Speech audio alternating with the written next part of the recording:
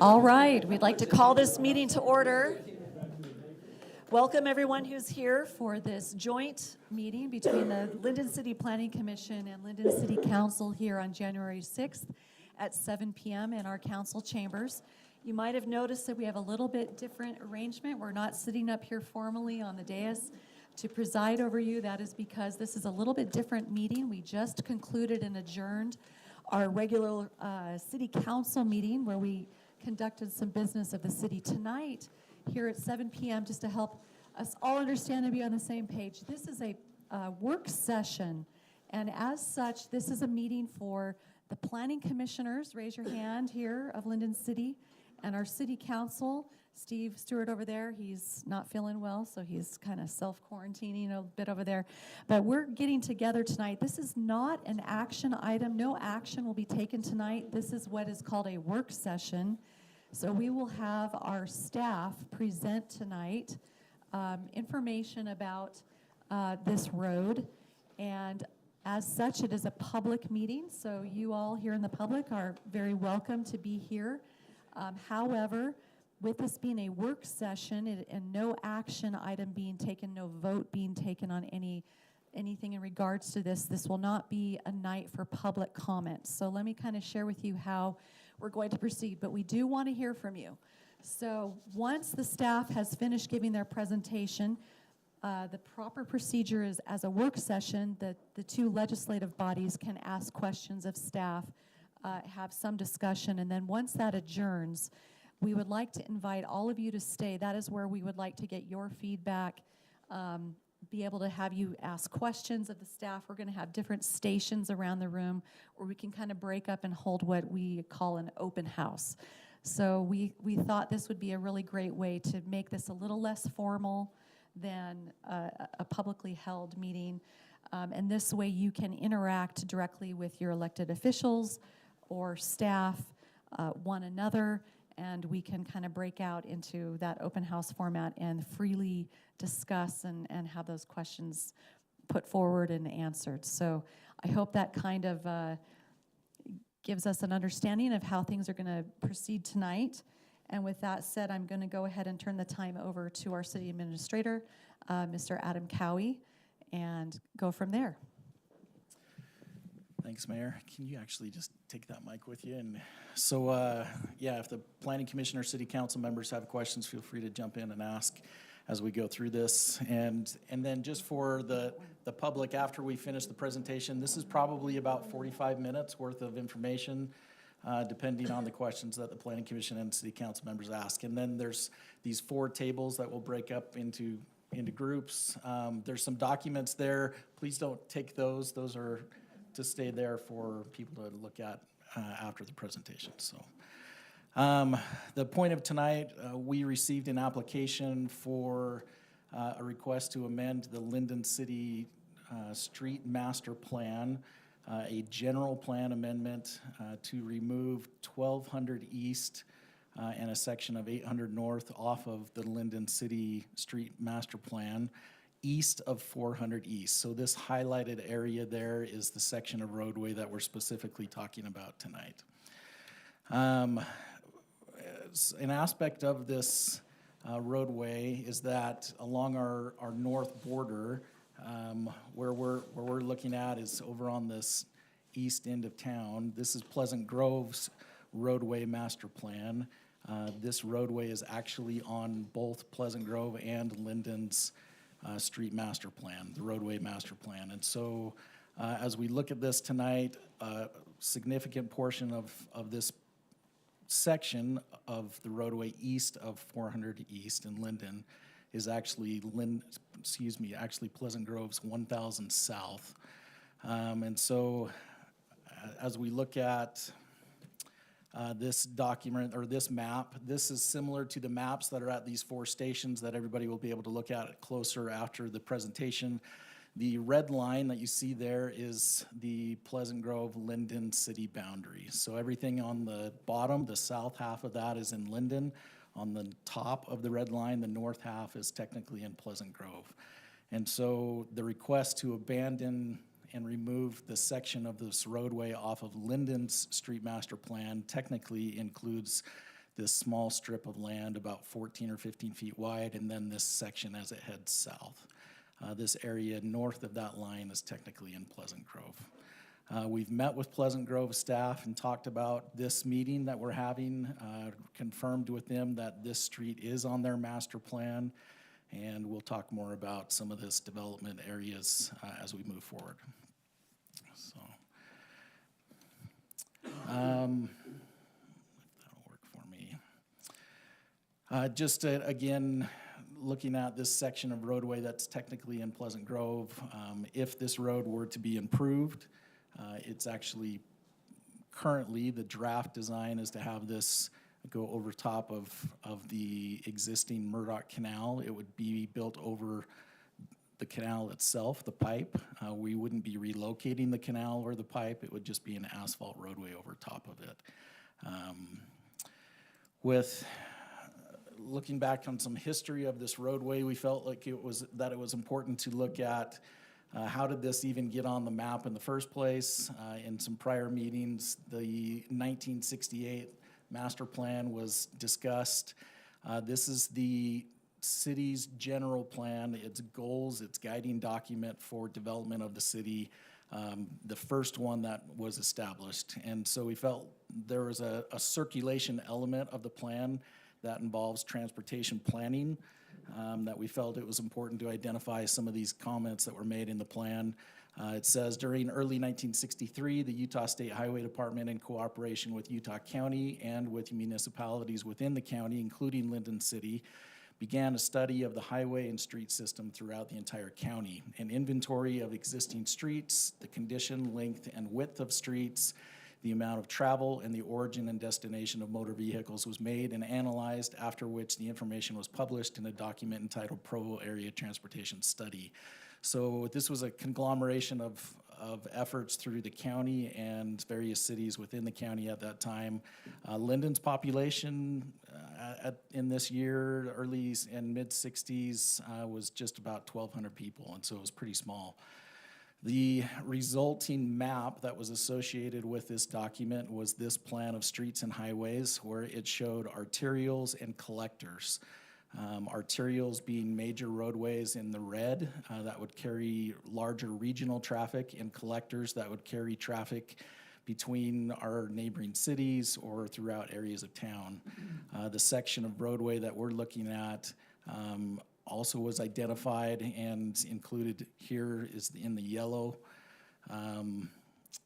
In this plan, they actually called out the street widths that the city should be planning for, and a 66-foot wide collector width was identified in that 1968 plan. So that kind of gives you the history of, hey, how did we ever come up with this 66-foot width? It was originated from this plan back in the 60s. Really the basis of the roadway, from what we can tell with that plan, was circulation. It was traffic movement.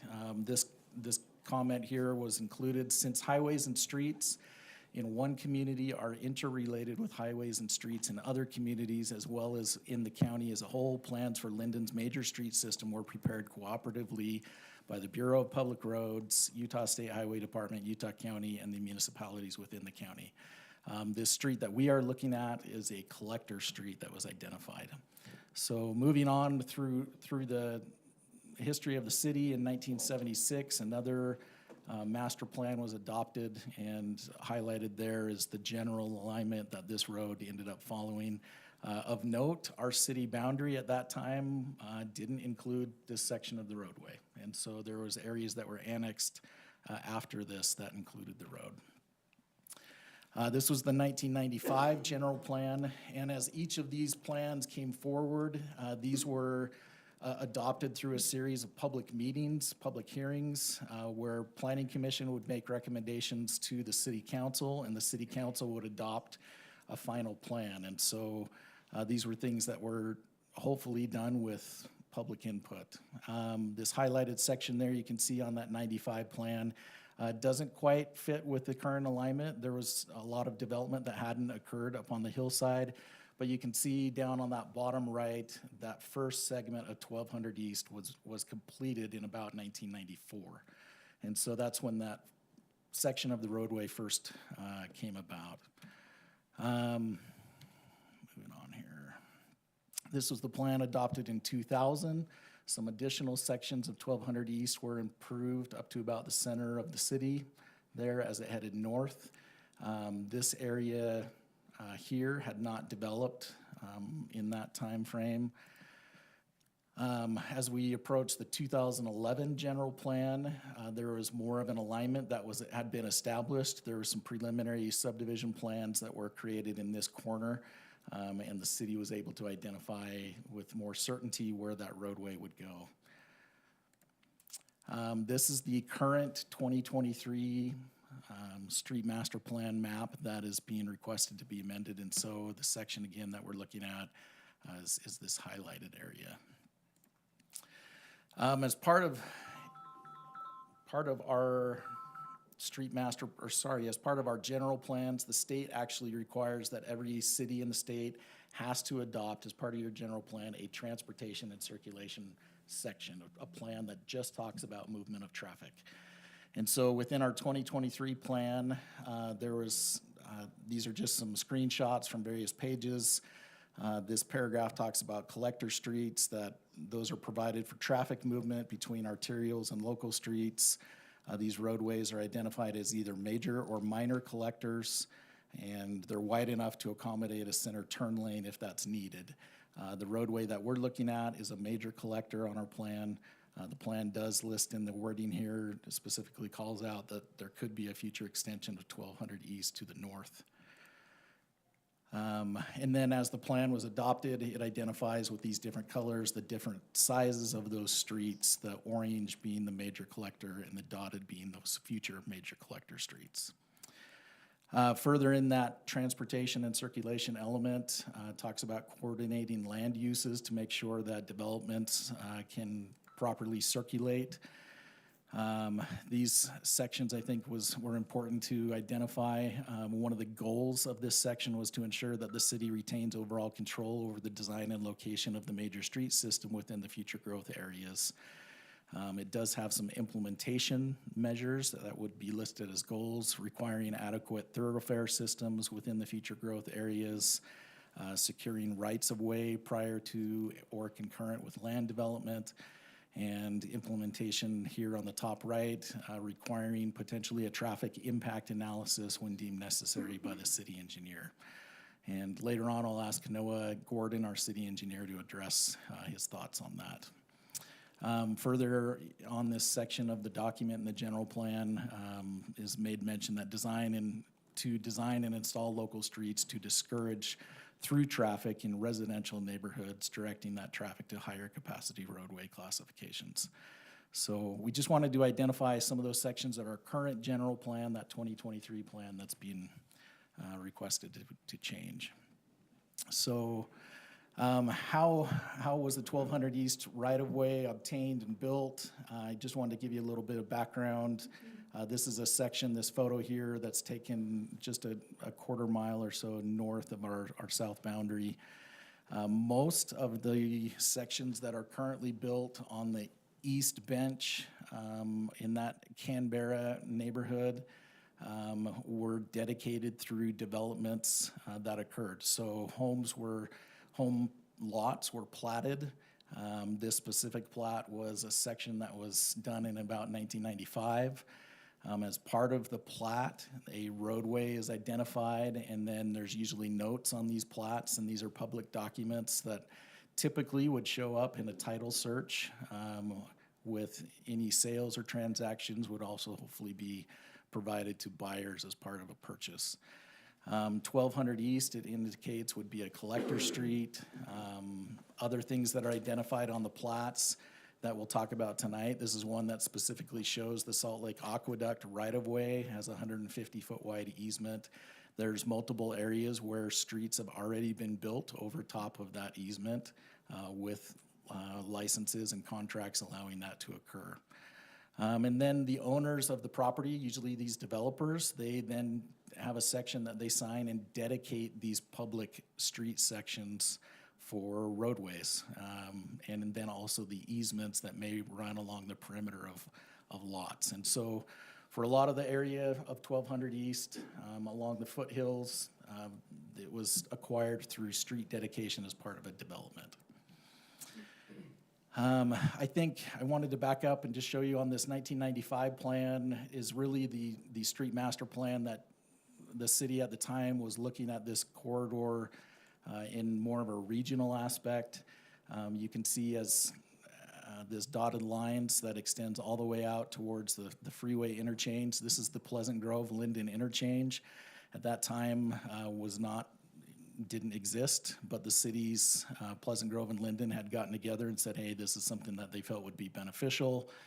The whole North County Boulevard and 700 North corridor wasn't built until early 2000s. The sections that it looks like in 95 that were constructed, as you look at that whole stretch, this portion of 800 North and then this section of 1200 East. This roadway is a little bit unique. If you were to look at that whole stretch going all the way out to the freeway, most streets, as I mentioned, were built by developers in town. As they developed property, they built and dedicated the streets. This corridor is unique in that these areas in green are sections that the city has actually paid for and constructed. And so it's a unique roadway if you were to look at that whole east to west corridor, in that it is unique in that fashion that the cities typically are not building and paying for roadways. But these sections have been either the right-of-way purchased or the actual physical improvements installed and built and paid for by Lindon City. This is a photo looking from Geneva Road out towards the west end of town in about 2010. And you can see there that it was anticipating future development as that 700 North County Boulevard corridor. This is just a Google Streets view of the 1200 East segment as it dead ends on the far north end next to Queensland Court. It's just to the left here of that photo. As this roadway if it were to be built and continue north, it would look similar to this until it splits due to some topography on the draft preliminary set of plans that was shown as an option to construct the roadway. So the intent, I've had a couple questions about how many lanes are proposed on this roadway. 2 lanes, one in each direction, and then where it would split with the topography. The initial preliminary plan showed that it would be 2 lanes in each direction as that split occurred. And the reason being, there was some concern by the design engineer that they didn't want to have a vehicle stalled or stop or broke down and not be able to get emergency vehicles around it. So as we talk about this now with our current staff, the preliminary designs that we'll look at and are available on each of these tables tonight after we finish, those were prepared 20 to 25 years ago. We would anticipate if this was something that we looked at building, we would have a completely new set of construction documents. So take them as drafts only. So we did feel like it was important as you look at this and consider the aspects of this roadway, whether it should remain as a corridor for moving traffic through the city, to look at the annual average daily traffic, the AADT. This is a map that we'll spend a couple minutes on that is actually published and prepared by UDOT, and they have looked at all of these red, green, and blue streets on this map, and every 3 years they do a traffic study and then have some formulas to calculate the changes or increases or decreases in the transportation counts each year based off of those 3-year studies. With that average daily traffic, this is the traffic for a road over an entire year that they're looking at, and then they're taking the average for just in one individual day. So on UDOT's information, they actually have identified the south end of 1200 East here, and then they've also inventoried a section of 1,000 south and PG, and then this other section to the west of 400 east in Pleasant Grove. They have identified as recent as 2023 that the traffic on that segment of 1200 east is about 2,600 vehicles per day. On Murdoch Drive is 1,000, and then this section west of 400 east is about 1,100 vehicles a day. So you can see they've actually have over 10 years of history on 1200 east, that they've looked at this every 3 years to calculate this AADT. Noah, if I could have you just take a second, Noah Gordon, our city engineer, and have him explain. We have looked at this. There's a section in our general plan that talks about the city may require a traffic study to be done. And so I wanted to have Noah just discuss briefly what a traffic study would entail, what information it might provide, and just give it kind of a high-level overview of that. So. Yeah, so a traffic study looks at circulation patterns and traffic generated both now and into the future as far as MAG, which is the Metropolitan Planning Organization for this area, has what's called the traffic demand model, which is a fancy way to say based on the number of houses, businesses, how many trips they think those will generate both now and then also into the future. So we feel as engineering staff that if it was to be contemplated to remove this from the general plan, it would be important to have a traffic impact study performed, or traffic model that look at this to see how many trips really are to be generated, whether this road really is needed, you know, at the long term. Right now, the trips probably may not be there, but the question is what happens as this area continues to grow and build out. So it would be our recommendation that there would be a traffic study performed so that we all have a better idea, really moving forward, a data-based decision. Thank you, Noah. For the Planning Commission and City Council members' benefit, I did want to, anybody can actually download this information from the UDOT website if you were to Google that AADT, and you can actually download this program and look at this and click on each segment, and it'll pull up the estimated AADT counts, so 2,600 on that section of 1,200. Interestingly, I just wanted to bring this to your attention as you look at how this road connects and interrelates. This area everywhere south of that line, this is actually Orem, and then above that line is Lindon City.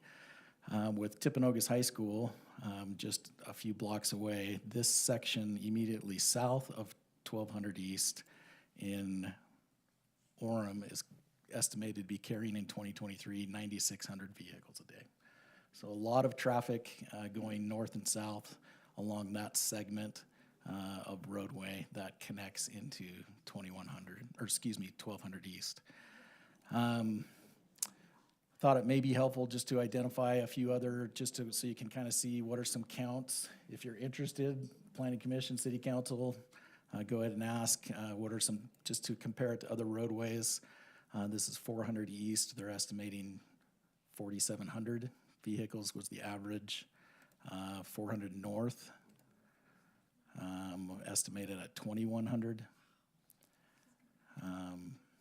This section of 400 East, between 400 North and the Pleasant Grove boundary, about 4,000 vehicles a day.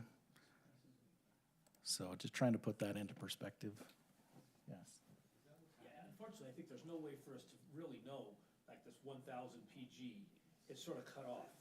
But in the event that that goes, yeah, the north end, if that were to actually go through to, I think your mic is turned off. Is it red? Oh, there you go. if that was to go through over to 800, is it 800, correct? That punches straight through there, coming up across Locust. Oh, through this stretch? Yeah, through that stretch. That traffic, I think that traffic volume count there, if in the event that ever opens up down that lower section, that traffic count there will probably match or exceed 400, 200, some of those. And those are some things that a traffic study or traffic model might help us understand, and they have computer programming that actually plugs in if these were connected, what kind of volumes could we expect in the future, so. I think that would be a huge difference there. Just an FYI for those that maybe came in late after we started the meeting, we're in just a presentation section where we're just taking comments from the Planning Commission and City Council. After we finish the presentation, we'll break into some groups and let you all look at some maps together here with us. So, any other of these streets that you're interested in seeing the traffic counts? Just FYI, State Street, we're at 42,000 a day. 800 North out here, or here? Yeah.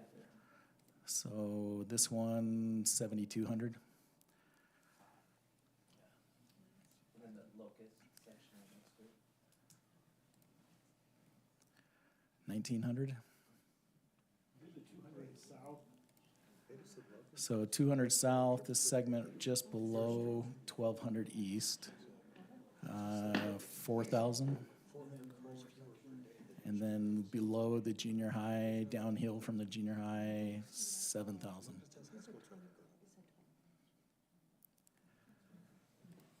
Was that helpful? Kind of see some numbers. And again, I think these are, we have our own traffic counter that we've used, a device that actually counts two-way traffic, and we put it on a number of streets in town. We actually did an inventory on this section of 1,200, but it happened to have been during 2020, during COVID. School wasn't in, and so we don't put a lot of stock in that count that we had. And so that's something that we can look at again and look at some of those numbers. But we feel like a traffic study would provide the Planning Commission and City Council with beneficial information. So let's see.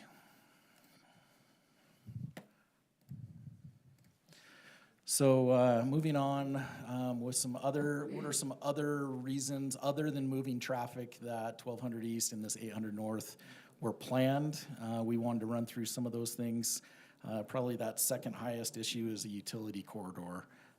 So within the roadways, we is our primary source of utility services. This is a map that shows our desired culinary water connection. So you can see the darker blue lines that are solid are existing culinary water lines that are installed. Up on the hillside, we have a buried culinary water tank. This one that's open top is a secondary pressure irrigation water tank. So those solid lines, as you head north, north of Queensland Court is right here. We actually have existing culinary water lines that feed into this tank. It's talking with our engineers and our public works director along that future corridor. It is desirable for us to have some sort of connections down into these neighborhoods. We've had some years where water pressures have been a challenge on these two areas, and this would be beneficial for looping those water systems. Similar issue with the secondary irrigation, having some water connections down into these upper neighborhoods would be beneficial for pressures and volumes in the secondary connection. What's identified here, and you'll see these, I believe we have the easements on this big map. No, just the pipe, okay.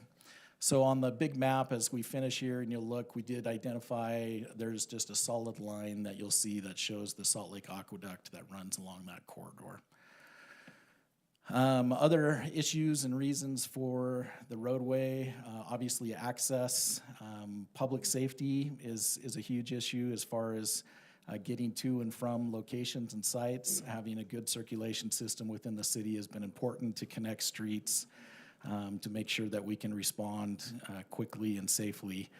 Another issue that has come up with, as we've spoken with our fire department, we contract with Orem City for fire service, is the benefit of this roadway as a potential fire break, where we've had multiple wildfires in the history of Lindon on the hillside. Lincoln. Yeah.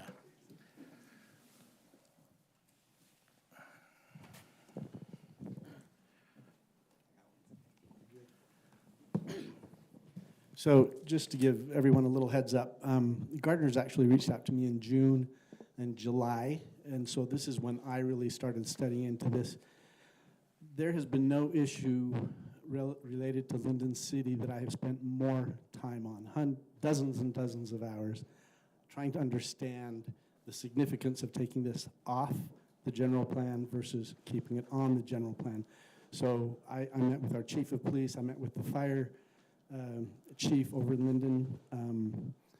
I actually did a 3-hour mountain bike ride up and down all the foothills and the rides here, and I had a 45-minute conversation with maintenance employees of the Salt Lake Metropolitan Water Line. That was very, very interesting and they gave me information that I don't think if you called them on the phone you could get. These are the guys that are maintaining this and trying to keep the water flowing through there. The conversation that I had with Chief Brower, can you show that first? The photo? Yeah, so when I reached out to Chief Brower, I said, so how important is this to you? And he said, I'm going to go to a note I've got just a second, sorry. Maybe I can wing it without it. He said, Lincoln, this is very beneficial. He said, let's go to the next one, and I'm going to come back to this one. So he said, Lincoln, I've got police officers that are patrolling all over in the city, right? They respond to emergency calls, and it's their goal to get from point A to point B, wherever the emergency is taking place. He said, if I've got a police officer over here in Canberra, and they get a call over here, so this is right where this pointer's hard to point. There where the destination is represents that subdivision over there in that top corner. He said, I have to go up and down through neighborhood streets to try and get to that, as opposed to a road that could be all up along the edge, okay? So, okay, that's noteworthy, but what are the realities? What's significant of this? Now let's go back to the previous. This was in our... This one? Nope, the other one, the previous one. This happened, I think, on July 25th, and in our August 19th city council meeting, Officer Johnston right here was recognized for life-saving efforts performed on baby Holden, okay? This did not happen up there. This happened in other parts of Lindon City. He was in one place patrolling. The call came for this in another part. So, yes, I have projected it up there and said, how is that significant? Real case, but projected up on that other area. So Officer Johnston was patrolling. He got a call that there was a child that was having difficulty breathing. So he started heading in that direction. Immediately, the call changed to the child is not breathing at all, not having difficulty, not breathing at all. At that point, pedal to the metal, lights, siren, bolted over there as quickly as he could. When he got there, the grandmother was in the front yard, and she rushed him downstairs to the basement where grandfather was performing CPR on baby Holden. Officer Johnston assessed the situation. He recognized it was an airway blockage, not a heart stopping. He immediately put his mouth over the airway. Now, I don't know if that was nose and mouth, just nose, whatever it was, and sucked out and dislodged whatever was blocking the airway. And then baby Holden started to cry. So I'm gonna, this is a short clip. This is Grandpa, who was there. This is the comment.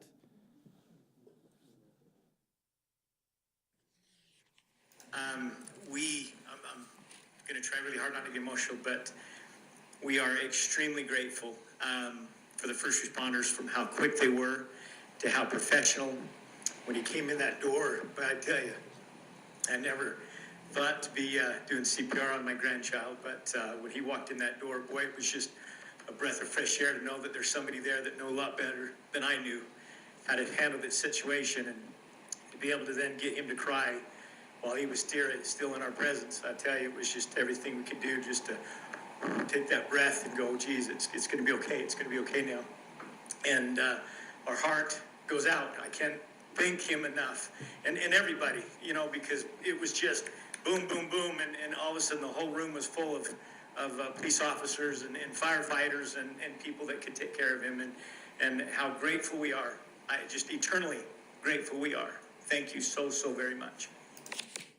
Okay, so let's go back to that second, or the first picture, the next picture. So this is Google, no, the previous one, sorry, Adam, that one. So this is Google Maps, right now, mapping from here over to here. That's a 6-minute Google Map drive. Now, that's a normal car, that's not a police officer who's in a rush, right? So I don't know, we'd need some data, some expert to talk about how much faster a police officer can respond. Okay, now let's go to the next one. But I took it a little bit further. Oh yeah, there we go. Okay, so here is where Officer Johnston would be, right? This, it's supposed to be red, but it's kind of brownish looking, is the route that he has to take today. This is the route, given 1200 East, is in place, okay? Now, when I was a boy, Dad was a Salt Lake City Fire Department, on the Salt Lake City Fire Department for 30 years. And I remember as a little boy, I said, Dad, but when your siren lights are on, you're just jamming through everything. He said, no, son, no. I'm in a fire truck, lights and siren are on, but I still have to stop at every intersection because people don't necessarily see us or pay attention to us. I have to slow, I have to make sure that it's safe to proceed. That's on me. So I did these 2 routes. If this is where we are today, this is the first turn. So Officer Johnston bolts down here, he stops. If he's here with lights and siren going, somebody here is not seeing that. They do not know where he's coming from. So this turn, significantly slow down, make sure it's safe, and now you're gonna bolt down all the way 140. If you know 140, pretty steep, also speed bumps. Another intersection here. I know it doesn't look like much of an intersection, but when 140 goes here to 835/900, it's still an intersection. Cars that are here are not necessarily able to see that. So a little bit slower here. Slow here. Again, people that are here can't see sirens that are here. Slow here, go down 400 north there, turn here, come around here. Now, I didn't charge a turn here. He still does need to make sure that it's safe to make this corner. And then here, so what do we got? 6 turns. And again, this is just some random house that I stuck in over there. This then black line represents what he does if 1200 East is in place. He comes here. They both have the same turn here. I didn't charge anybody a turn here. Along in here, I guess you could say, Lincoln, you should put a half a turn here because, sure, if someone's here. But he's not stopping here like he's stopping here. He's coming around here. I did charge a turn to him here, and I charged a turn here, and then from here they're the same. So the question that you have to ask yourself, Baby Holden, he's not breathing. Officer Johnson got there before the EMTs. The EMTs are coming from way down here. He just happened to be closer. If he's here and if you're there, what is the value of Officer Johnson being able to get there in a timely fashion? The 1200 East, it's not just about a traffic road on top. It's about infrastructure underneath. It's about emergency services up on top. Adam mentioned the fire break that's in there. I met with Chief Sanderson, Fire Chief Sanderson. When I first got there, Ben Williams, who's a Lindon City resident, he was there, and he and I were talking. He's kind of over the EMTs of the Orem Fire Department, and it's the EMT part of the fire station that responds to us. And he said, yeah, Lincoln, that's really important. Now, Ben and I both, I'm a big-time mountain biker, he's a big-time hiker. Neither of us want this road to go through, but he said, but Lincoln, if you want me to provide those services, then yes, it's better for it to go through. Chief Sanderson then walked in, and I said, okay, Chief Sanderson, how do you feel? Can you give me, Adam, any one of your maps, any one of your videos that, maps that show that area in a tighter zoom so I can see whether it's, can you zoom right on in there? Okay, so Chief Sanderson, I said, how important is this road to you? Is it important? I apologize. He said, hell yes. And I said, okay, Chief Sanderson, he's a passionate guy, if you know him. Okay, talk to me about it. Why? And he said, Lincoln, if I have any fire along these houses right here, I have no access to the backs. Okay, how important is that? I said, if you have a fire in here, look how far away you are here. And he said, but Lincoln, I can put a truck right here. And he said, and I do it all the time where I come across through other areas, come over the top, and get the backs of other houses. He says, I have nothing. He said, this house right here, I got that one. No problems there. But no one else. I have one side, and that's it. So there's just a lot to consider in this. It's not just the traffic, but the safety, the utilities. There's a lot that's going on in the adoption or revocation of a road like this. Thank you. You can hang on to that if you need to pass that around. So thank you, Lincoln.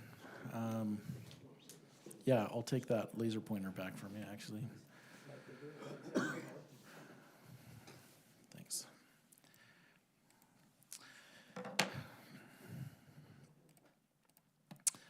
Just a couple other things as far as access and circulation along 1200 East. We do have 2 future connection points on the southern end. This is the Acerson property. And we do have master planned roadways that shows a connection. This is Center Street as it comes up, and then as it shifts a little bit north, I want to say I think it's 60 north. Does that sound right? There's currently a little stub street that comes off of there. So at some point when this develops, we would anticipate a connection there, that there would be additional traffic flows onto the roadway. And then again, we've talked a little bit about this connection through just north of Queensland Court into 385 north is another one that we already have utility lines through that area, and maybe another section that could reasonably be developed to provide better circulation into that neighborhood. Other purposes that the city has documented as reasons for this roadway, we do have a section of the Bonneville Shoreline Trail that has been adopted as part of our Parks, Trails, and Recreation Master Plan. This red line is actually running along that future road corridor, was the majority of that being along the side of the roadway. A section of this trail was actually completed years ago along McKinley Drive. This is a section of roadway where the Salt Lake Aqueduct is actually buried underneath this mound of gravel and bushes here. So this would be a similar situation where a roadway is built next to that aqueduct, and then on the east uphill side was a portion of the Bonneville Shoreline Trail was the intent of this sidewalk area there. Currently, this is looking south down towards the Queensland Court area is just down here. This gets a lot of foot traffic as it is. I think there's a sentiment that the Bonneville Shoreline Trail could remain an unimproved trail just as easy as it could be improved, and so just throwing that out. A lot of walkers, joggers, mountain bikers are currently using this access roadway as part of their trail system on the foothills. What are some of the construction challenges associated with the roadway? This is a question that has come up about some of the obstacles for construction of this if the city were to move forward and construct the rest of the road. That was mentioned earlier. We have these preliminary road designs that were completed. There was 2 segments, one done in 1995 and another in 2004. And again, these were draft plans. The basis for those dates, this section was prepared in 95, a draft proposal, preliminary. At the time, there was a development that was looking to construct homes along some of these vacant side shoulder areas. We had another application in the mid-2000s that also tried to develop there and ran into, it was difficult to get setbacks and things, utilities across the aqueduct, and they were unable to develop some of that. But so there's 2 sets of plans, this one and then another set that was completed in 2004 north of that segment we just looked at, where the intent, because of this, the steeper hillside, was to have a split roadway where there's a higher and a lower roadway that then combined again back into a 2-lane road as it headed west. So we've got copies of those that people can look at. If your home's back up to some of these areas, you can kind of see how those road sections may look at some point in the future.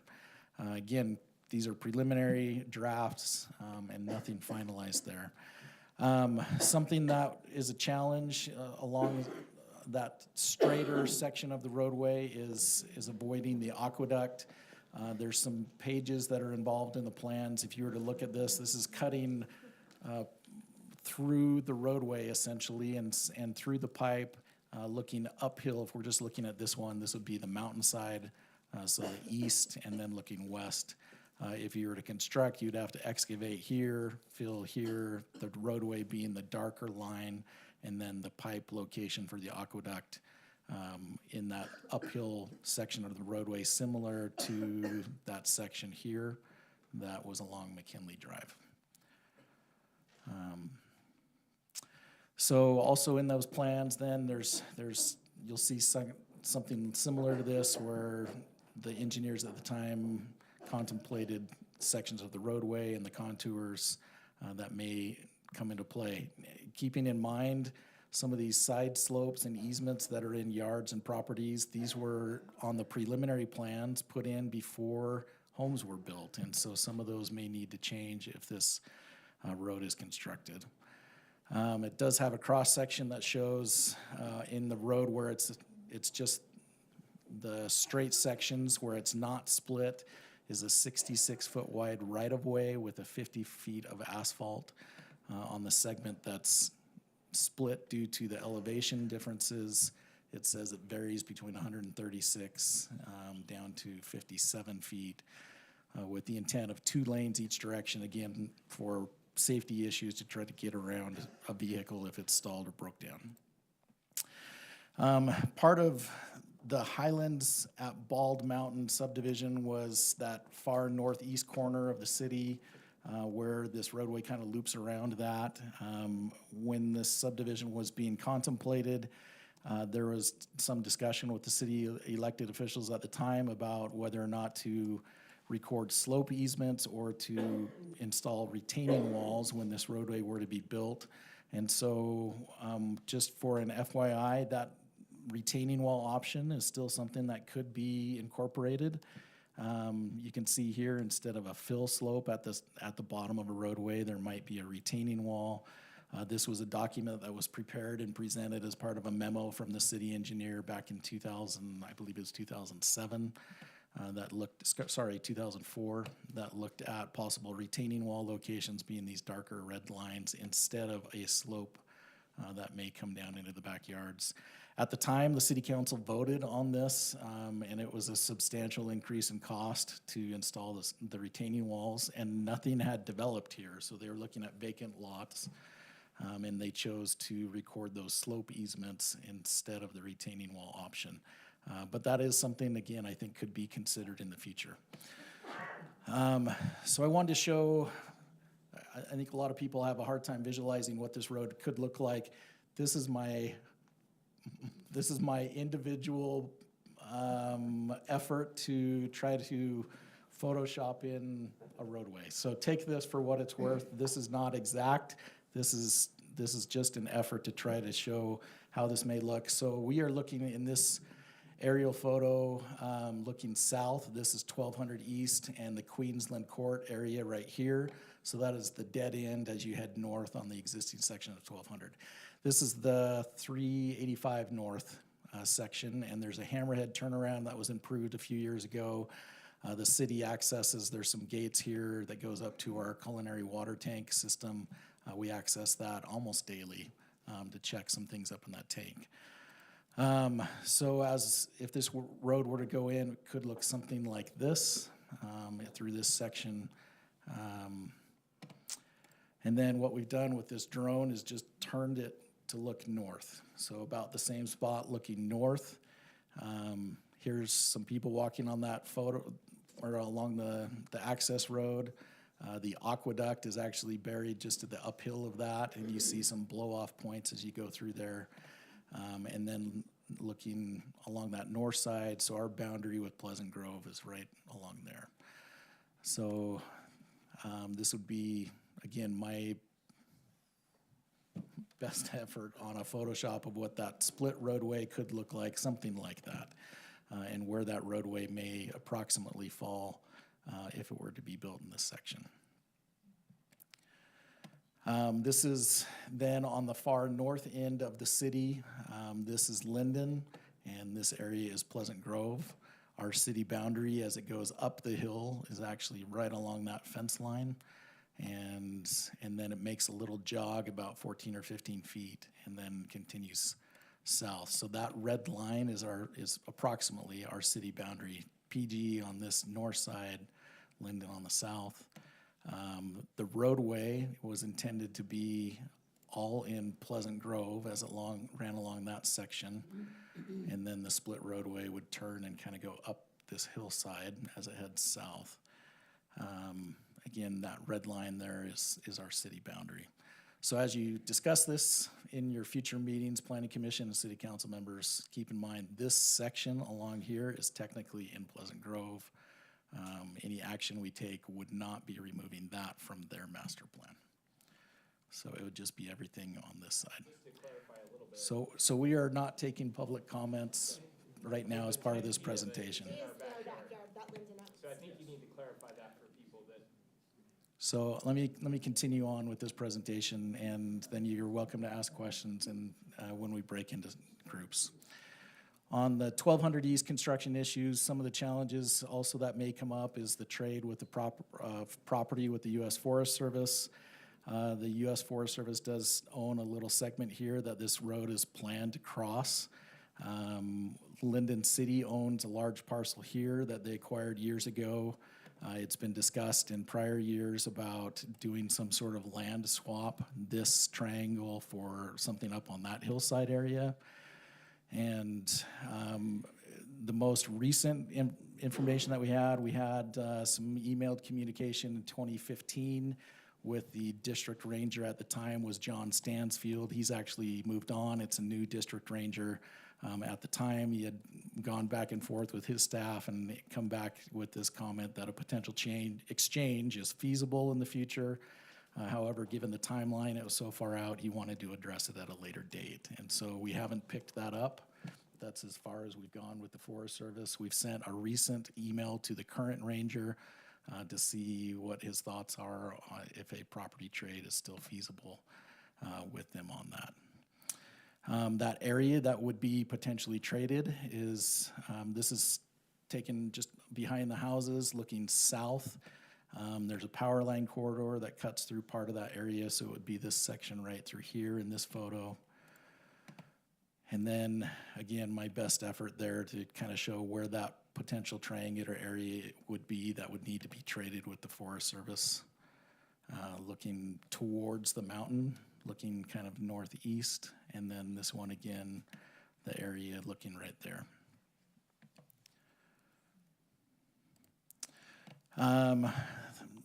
This roadway issues where it's over near the Salt Lake Aqueduct has been mentioned. The Metropolitan Water District of Salt Lake and Sandy owns the aqueduct. They operate this. This provides water, takes it from Deer Creek and Provo River and goes all the way into the Salt Lake Valley. They're very protective of this, very concerned about construction around it.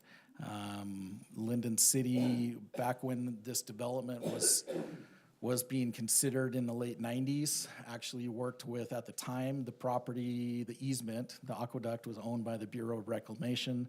Lindon City was able to secure a license agreement to install the roadway over top of their easement.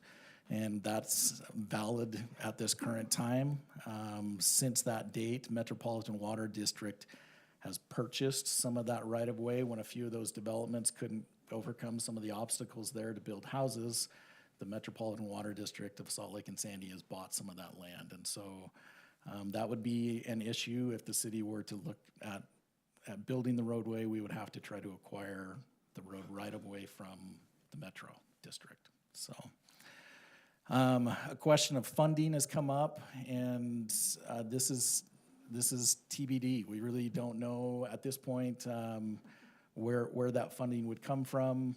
Clearly, Lindon City and Pleasant Grove would be jointly participating in some areas. We would be seeking county, state, and federal funds through grants or lobbying efforts, is things that we've done in the past for this section of roadway. There was that map, we showed some of those green areas further west where the city is built. Those have been funded through these similar methods. Utah County, the state, and federal funds have been used to fund other sections of this roadway. The segment that's left to be completed is about 1.2 miles. We feel like it could be reasonably broken into 3 different segments. The first and probably easiest is this section here between Queensland Court and 380 North. The next segment that could be broken out to reduce the impact of that funding instead of doing everything all at once, maybe this section, and then that final section between 650 East and 400 East. So 3 potential areas that it could be broken into 3 separate projects where you're not biting off everything all at the same time if the city were to choose to do that. This area again on that north boundary is a little bit of a caveat.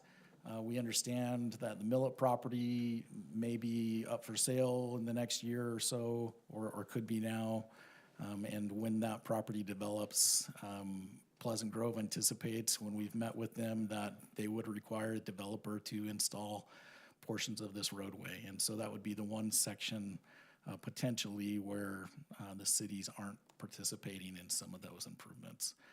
But that's all speculation at this point. We don't know until they get an application. And as of, it was just 2 weeks ago, Pleasant Grove had not received a formal application for development of that property. So are there any issues or challenges associated with removing the remaining portions of the roadway from the street master plan map? That's something we wanted to just make sure and cover.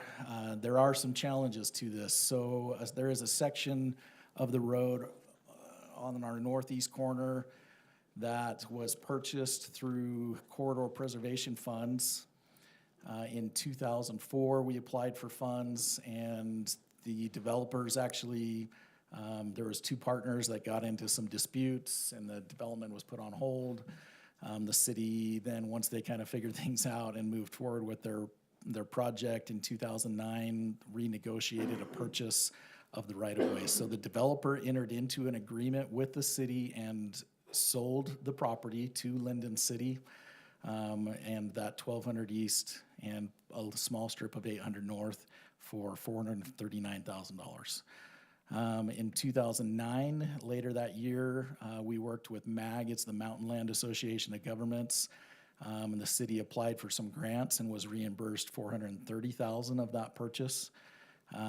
We've talked to them just in December, and they've informed us that if the land is not used for the intended transportation corridor, that it has to be repaid at the current appraised value. And we have not obtained an appraisal at this point. They did say if there was a shift in the roadway that we would have to, if we had any surplus land not used for the transportation corridor, that we would have to pay back that amount also. So something to keep in mind. We reached out to a local realtor that gave us 6 or 7 comps going back into the last 6 or 7 months from vacant land sales in Lindon and Pleasant Grove. The cheapest was $12.52 a square foot.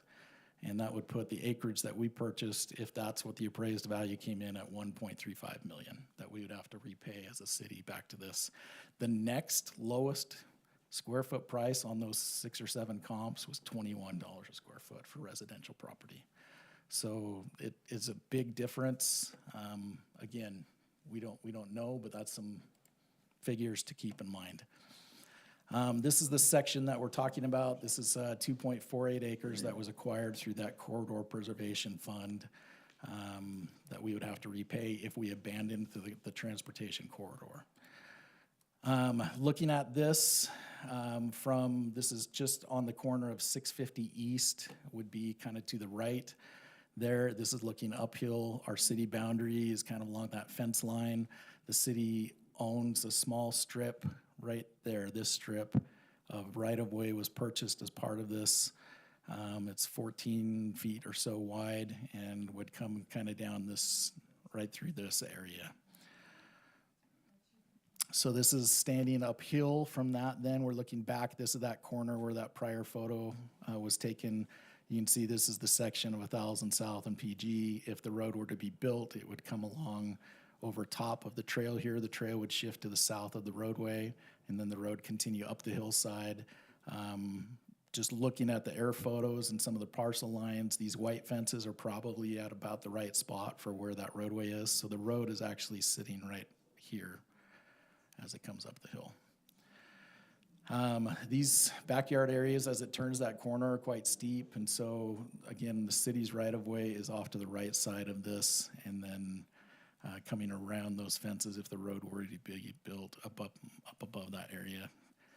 And then this is looking south, so if the road turns and comes around the corner, it would be fit between, this is the stormwater detention basin that comes out of this drainage that the city needs to maintain, and the roadway would fit between the back property lines there and this. So,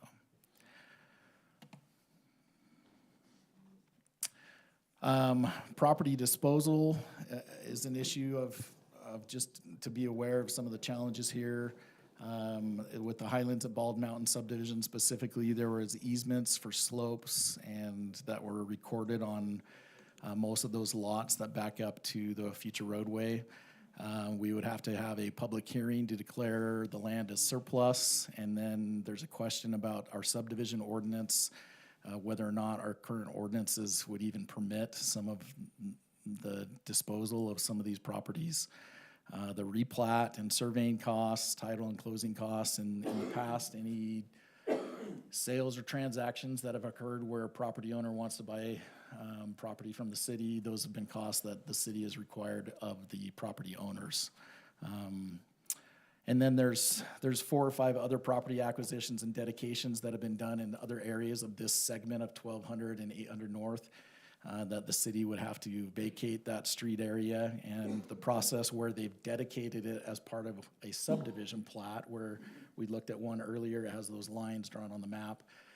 That, if it reverts back, if the city vacates that, it reverts back to the developer. Doesn't go to adjacent landowners, so we would have to contact the developers that deeded that land for the roadway, since we required it of them. And so they would then be able to sell that potentially back to adjacent property owners. So something to keep in mind. We just did this as an example on that cheapest dollar amount that we saw off of those 6 or 7 comps that were provided by the Realtor. If, for instance, just in this lot 37, if they were to purchase from the city that 0.03 acres at the 1252 square foot, it would be about $16,000. Behind lot 24, if they were to pick that up, it's $163,000. There could be it could be feasible that one person purchased all of this. Could be feasible that maybe lot 8 picks up all of that. The challenge becomes with our current subdivision ordinances, if this is no longer a road corridor, it falls then within residential zoned land that can be used for residential purposes, part of a residential lot. If there's any remnant piece that somebody doesn't purchase, it becomes a landlocked parcel and doesn't meet our current subdivision ordinances. Our ordinances would not allow this to occur under the current way they're written. And so having a vacant landlocked parcel would not be permitted.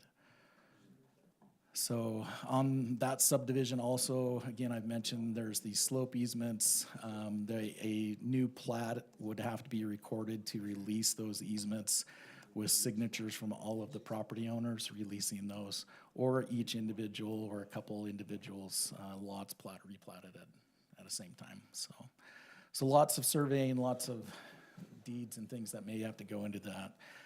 We've mentioned the Pleasant Grove Master Plan.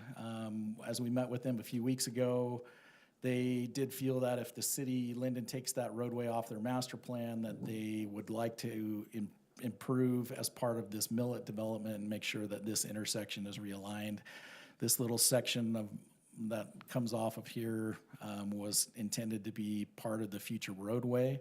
And so if that goes away, doing something like this, where you might square off that at a right angle, would be something that they desired. And Lindon City would likely participate in this improvement on that intersection. This is looking from the area just from an air photo, so there's that same intersection that was discussed. We're almost done here, we're close. So there's utilities that were planned. We talked about those culinary and pressure irrigation water lines that are in portions of the roadway and would be beneficial on some sections of the east side. This was a preliminary, part of the preliminary plans that was shown back in 2004. This is the 650 East intersection with that future roadway.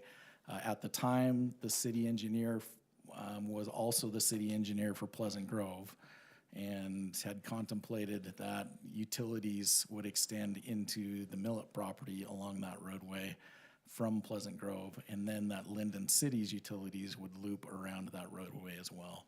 And so this is something that we don't have any current designs on. We would want our engineers to weigh in and see if utilities needed to be retained. So considering whether or not to vacate the roadway, do we vacate a utility corridor as well? And that would be a question that needs to be considered. Do you retain easements for those future utilities, which would prohibit development on those, which then impacts whether or not you could sell it or build it on it? So things to keep in mind with that. So what's next? We're in this presentation here tonight. As soon as we adjourn this discussion with the Planning Commission and City Council members, we'll split into, you're welcome to come up to the tables up front or on the sides. Each table has the same information, and we've got our Public Works Director here tonight. We have our city engineer, our assistant city engineer, myself, all of our elected officials and planning commissioners that are here are just gonna be wandering. You can ask them questions. There's sticky notes there. You can write down comments. We've got sign-in sheets. You can put your name and email if you have questions specifically, and we'll get in touch with you. As our city engineer recommended, we think it would be beneficial to have a third-party traffic study. Sorry, I just lost that. And then at least some additional engineering consideration for the utility needs before you make a final decision on this. So tentatively, we have scheduled this to go to the Planning Commission in a public hearing, which they would accept public comment on January 28th at 6 here in this room. If the Planning Commission meets that night, and if they get through that and make a decision on that same evening, they would make a recommendation to the City Council, and that would then go to the City Council tentatively at the March 3rd meeting here in this room. Some of those dates could change depending on these issues with the traffic study. If the Planning Commission meets and says, yeah, we don't want to make a decision until we have a traffic study, that could delay this process. And so, questions on any of this? So this is questions just from the Planning Commission and City Council members. Yeah. How many acres is the Millet property? Because I'm concerned that Millet property is big, and given the pressures that we're getting from the state and everything, odds are it's gonna be 15 units per acre minimum, 15 to 20 units per acre, based on the pressures we're getting from the state, and then that's gonna be a huge demand on traffic in that area. So I think they own these two parcels. So that one is about 10.8, that one 7.5. That's also in a millet 4.3. Those parcels further east are all theirs as well. Yeah, these are also, I think, theirs, and so millet. The interesting thing is that's not in Pleasant Grove. Lindon's boundaries go east, way up into the mountain. Pleasant Grove's boundaries change right at the Salt Lake water line. That orange So is there's a PG's current boundary, difference so that's unincorporated Utah County. in which municipalities going to be dealing with that county Pleasant Grove City. So there's a huge potential for a lot of homes based on the current pressures we're receiving from the state for a lot of homes to go up in that area, is what I'm seeing. And I'm also, I really appreciate Lincoln's input and the effort he put into it. But myself, as I went up there today and tried to drive through that northeast neighborhood, it's sort of landlocked. There's not a lot of really good access to it because you have to zigzag through PG to get over to the 1000 section, then up. It's really sort of landlocked. And so as a police officer who retired after 33 years, I really applaud the effort you put in for the baby. But from a personal perspective, when I hear cover now, that means I need help now. And I don't need somebody coming, having to weave all the way through the city to get to me when I need cover now. I mean, it's a bad situation. So I really appreciate your thoughts on that, Lincoln. I think this traffic flow is important. Scott, to your point, Mayor Lundberg here, when I met with the Pleasant Grove City staff and our staff, they did express topographically that Millette property has a lot of slope, a lot of issues, and they would really have to look at it when an application comes, what's conceivable to be developed. So I don't think you're looking at a blank slate as if it was a flat piece that could just have homes piled in there. There's going to be some constraints, I think they anticipate. So just FYI. We're not taking public comment as part of this until we break up. So. Can you just clarify one No, I won't. I'm sorry. All right. Any more development that can go east in Lindon? We're not going to answer that question until we adjourn our meeting. David, I'd like to talk to you about that, but I have some. All right, go ahead. And Planning Commission and Council, this is question and answer time for you to There staff. was some talk about the city spending quite a bit of money in engineering recently on this. Can you tell us what precipitated that and what that was spent on and how much money that was? I don't know where that comment came from, to be honest, Jared. And so Good. So you're saying we have not spent money on that? the design plans that we showed and that are on each of these tables, they were done in 1995 and 2004. Beyond that, there may have been really minor expenses when a home is developed right there of, hey, let's figure out where the utilities need to go in front of that. But there have been no major expenditures by Lindon in the last years. Go ahead. Adam, so this land, United States Wilderness and Utah State, National Forest, et cetera, that is owned by the federal government. I did some mapping. There are 120 acres of topographically developable land, okay? Meaning, if you look all across Wasatch Front, where developments have gone up, and you look at the slopes and everything, there's 120 acres east of Lindon that topographically can be developed. Now, it's currently owned by the United States government, both Wilderness, both Forest Service, and Utah State. And that's where land swapping, right, there's a lot of that. You can read about that in the news. Given the current housing, right now, state and federal is pushing to convert BLM land, which none of this is BLM, right? But convert that to housing to address the housing issue. So I have a lot of data on that if anyone wants to talk to me about that. Again, yes, it is Wilderness and Forest Service and Utah State areas. Any other comments or questions? Go ahead. We were given the impression previously that this was not on Pleasant Grove's master plan. It is on their master plan. Was that taken off and then put back on, or has it always consistently been on Pleasant Grove's master plan? To my knowledge, that's always been on their plan. And there was some change in their staff. They have a newer city engineer that may have given some misinformation there. But Okay. when we met with them, we confirmed that with their city administrator and their city engineer and their planner just a couple weeks ago. I also think it's important that, these bodies, but also others, that there are no imminent plans to put this roadway in, that this is just a future roadway for future needs. You know, it's not something that is going to be put in the next 5 years. But there are plans in the future, but not immediate. Scott, did you have a question? Yeah, in regards, I don't know if you know the answer to this question, but on 1000 South in Pleasant Grove, do you have any idea what the status is of that connector where it's supposed to go all the way through over to across Locust? I know there's an area there that's supposed to be there. What's PG's take on that piece? Because I think that piece is going to have a big impact on this entire roadway. Yeah, so this section that you're referring to, the cities have acquired some of this right-of-way. So this one was dedicated as part of a subdivision plat years ago to Lindon City for future road right-of-way. This one was also picked up as part of this Ivory development. The road currently was completed up to that point.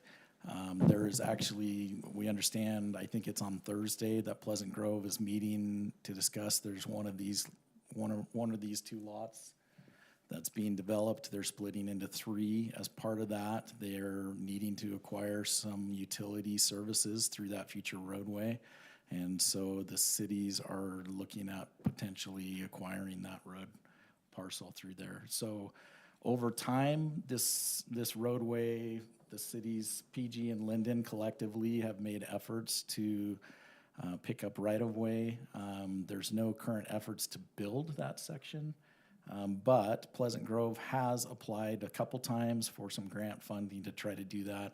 It didn't score high enough to compete with other regionally significant projects. So it will be built in the future. That's the current plan, is for the roadway to be built there at some point. Adam, is there anything in the application to remove it that would be significant for us to know? Any reasoning? Is it just they want it removed? We've heard lots of reasons for it to stay, and I'm sure the public will tell us lots of reasons why they personally don't want it there. But are there any public reasons that were noted that we could know? This is Mike Florence, our Community and Economic Development Director, that would process this application. I don't remember any wording on the application that, justified why. It was just more that they wanted to see that section of 1200 East removed. Okay, thank you. I just wondered if there was any public record document of that side. Not that I'm aware of. Thank you. Okay, if there's nothing else, Mayor, I'll turn it back to you. All right, at this point, I would entertain a motion to adjourn this joint meeting between the Planning Commission and the City Council with the presentation. And then at that point, there, as was pointed out, there's 4 different tables. Everyone here publicly is welcome to interact with us, interact with staff.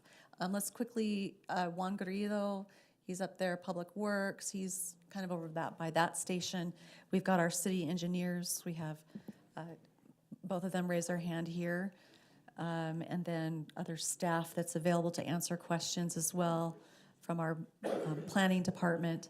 So we welcome free exchange of ideas and questions and opinion.